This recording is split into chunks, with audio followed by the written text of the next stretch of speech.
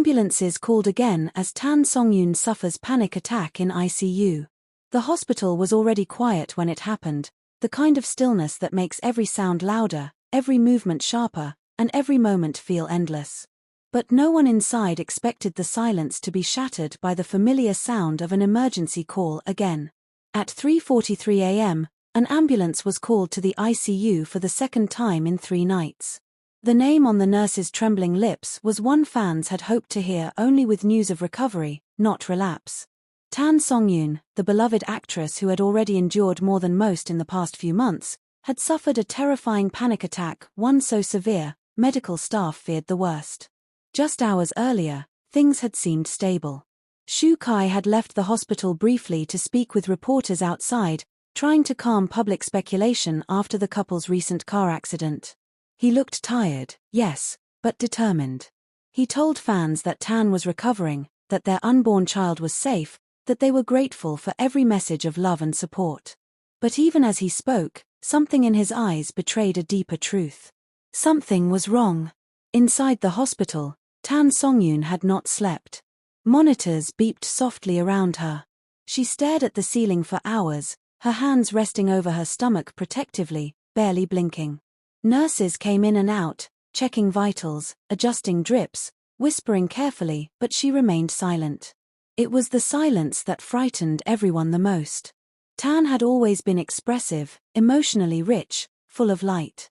Now, she was a shadow of that woman, caught between worlds, haunted by the image of the crash that nearly ended everything. According to medical staff, the panic attack began without warning. A routine check-in turned into a sudden spike in her heart rate, her breathing quickened, and she began to shake violently. Her hands clawed at the hospital blanket as if trying to escape it. Her lips moved, repeating something the nurses couldn't quite understand. One nurse leaned closer and heard the phrase, "I can't feel the baby." Chaos broke out instantly. One nurse hit the emergency button. Another rushed to prepare oxygen. Within minutes, the ICU was full of movement, shouting, footsteps pounding on tile. An emergency team arrived, followed by the familiar siren of the ambulance, and for a moment, time folded in on itself. It felt like the car accident all over again. Shukai was on his way back when he got the call. He didn't wait for his driver to finish the sentence. He ran. Witnesses said he burst through the emergency entrance doors out of breath, eyes wide with fear, screaming her name before collapsing to his knees just outside the ICU doors. Security tried to calm him, but he pushed past them, ignoring every rule, every warning. When he saw her through the glass, pale and gasping, he broke. Doctors worked quickly, administering sedatives, monitoring the baby's condition, doing everything possible to stabilize her. And somehow, they did. 47 minutes after the panic attack began, her heart rate slowed. Her breathing returned to normal. The baby's heartbeat, which had briefly dropped, was steady again. But the emotional toll was undeniable. Shukai stayed by her side the entire night, holding her hand as she slept, whispering apologies even though no one had blamed him. What caused the panic attack? Doctors believe it was a combination of post-traumatic stress, exhaustion, and hormonal imbalance due to the pregnancy. But those close to Tan know the truth runs deeper. Ever since the accident, she's been carrying not just a child, but a mountain of fear. She was the one in the passenger seat. She remembers the moment the car spun. The sound of impact. The pain in her abdomen. The feeling of helplessness. That night didn't just leave physical scars, it rewired something inside her. Fans around the world have taken to social media in droves. The hashtag #StayStrongSongyun trended in under an hour. Messages flooded in from across Asia and beyond. Celebrities, former co-stars, directors, and even industry rivals posted messages of support. But nothing hit harder than the post Shukai made from the hospital just before sunrise.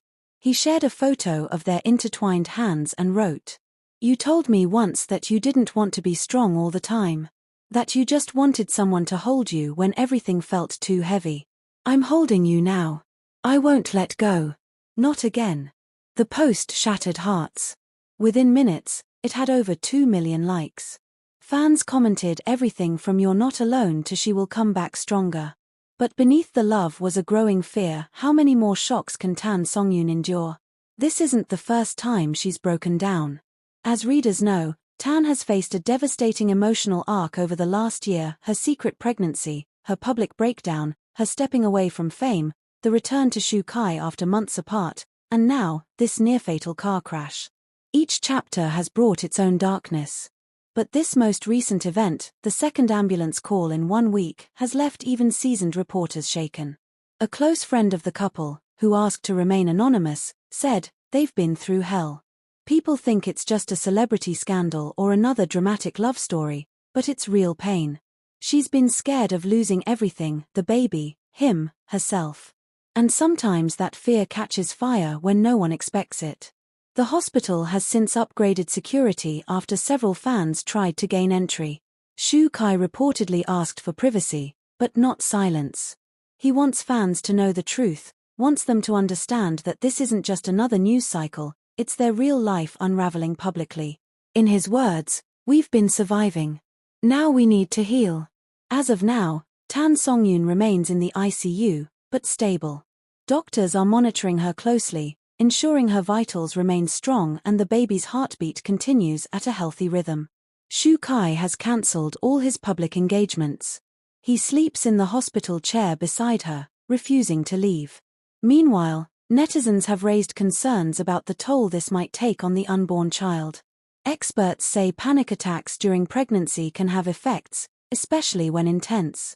However, early tests suggest the baby is still responding well to treatment and maternal bonding, thanks to the hospital's advanced care. Behind all of this is a single moment, the crash, and all the moments since. Though it lasted only seconds, its impact has echoed through every hour of Tan Songyun's life. Her tears have soaked pillows. Her voice has trembled in sleep. Her smile has flickered and vanished again. She is fighting to feel safe, to trust the world again. To breathe without fear. Shukai continues to fight beside her. Those closest say he has become unrecognizable, not in a bad way, but in a way that shows just how much has changed. Gone is the charming heartthrob who once prioritized fame. In his place is a man who whispers lullabies to a sleeping woman in an ICU bed, who talks to their unborn child through a monitor, who has publicly begged for forgiveness and privately offered every piece of himself just to see her eyes open again. The ICU hallway was supposed to be quiet, sterile, controlled. But nothing about tonight felt controlled. Nothing about Tan Songyun's life had felt that way for months, not since the accident, not since the media fallout, not since the world found out about the baby she fought so hard to protect. When the second ambulance arrived, nurses scrambled. Tan Songyun had already been admitted hours ago, sedated after her panic spiraled out of control. But when Shukai collapsed just outside her room, unable to breathe through the fear and exhaustion, there was no other option. 2 patients, same floor, same broken love story still caught in the storm of past wounds that never quite healed. Inside the ICU, the sound of monitors clicking blended with the shallow sound of her breathing. She was conscious now, barely. Her hands trembled under the soft blanket, her voice hoarse from screaming for help. Her eyes were glassy, distant, but her lips kept moving one word over and over. Shukai. Doctors said she had called out his name more than 10 times in a row before the nurses had to sedate her again. Not even the child growing inside her could ground her anymore. Fear had consumed her entirely. And perhaps it wasn't just the accident or the baby shower gone wrong. It was everything. The years of silence. The whispers. The fans who turned into wolves. The ones who doubted if Shukai was really the father. But what no one saw was what happened when the cameras weren't rolling. At 3:15 a.m., after stabilizing his vitals, Shukai sat slumped in a wheelchair outside Tan Songyun's room. His head buried in his hands. Tears staining his sleeves. His manager begged him to leave, but he wouldn't move. Not even when a nurse whispered that it might be best for the baby if he stayed calm. He snapped. "Don't you understand? She is not just the mother of my child. She is everything. Everything I failed to protect." The hallway grew still. Even the machines behind the glass seemed to pause. He finally stood, walked into the room, and stood next to her bed like a ghost. Tan Songyun stirred slightly, as if his presence cut through the fog. Her lashes fluttered. Her hand moved slightly. "I'm here," he whispered, voice cracking. "I'm here. Please don't leave me again." And then, like something out of a dream, she turned her head slightly toward him. One tear slid down her cheek. She couldn't speak, but the expression said it all. She had heard him.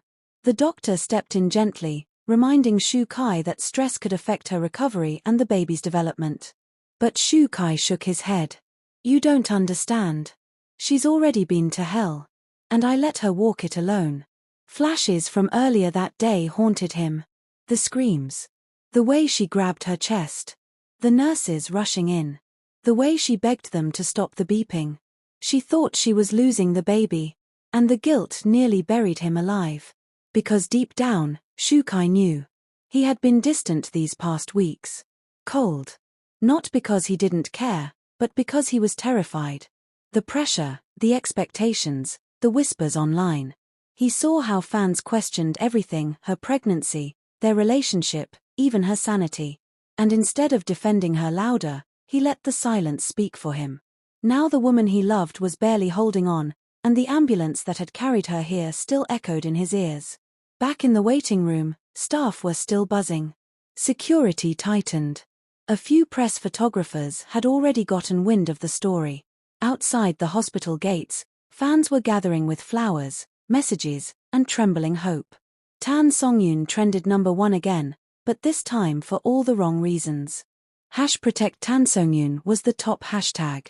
But behind the hashtags was a woman who had almost given up. And a man who had to face what he had almost lost. Later that morning, when the sunrise began to paint soft orange streaks across the sky, a soft cry was heard again from room 307. It wasn't pain. It was her. Awake. Sobbing. "I thought I lost the baby," Tan Songyun choked through dry lips. "I thought I was gone." Shukai, seated beside her, gripped her hand. "You didn't," he whispered. "You're here. We're still here." She shook her head, the trauma flooding back in pieces. "I couldn't breathe. I thought I heard the crash again. I heard people screaming." "You were dreaming," he whispered, brushing hair from her face. "You're safe now." "But what if it happens again?" she asked, voice barely audible. "I'll be here," he said. "Every second. Every moment. I swear to you." She looked up at him, her expression broken and raw. "Why didn't you fight for me harder?" That question, quiet but sharp, stabbed through Shukai like a blade. "I didn't know how," he admitted, tears falling freely. "I thought I had time. I thought you'd always be strong enough for the both of us. But I was wrong." There, in the fragile hours of the morning, beneath sterile hospital lights and muffled cries, the two of them finally began to unravel everything they had suppressed. The pressure of fame. The exhaustion of pretending. The fear of being judged. And the haunting truth that even love isn't always enough without courage. Shukai leaned down, pressing a kiss to her hand. "I'll fight now," he said. "Not just for you. But for our child. For the life we deserve. Even if the whole world doubts us."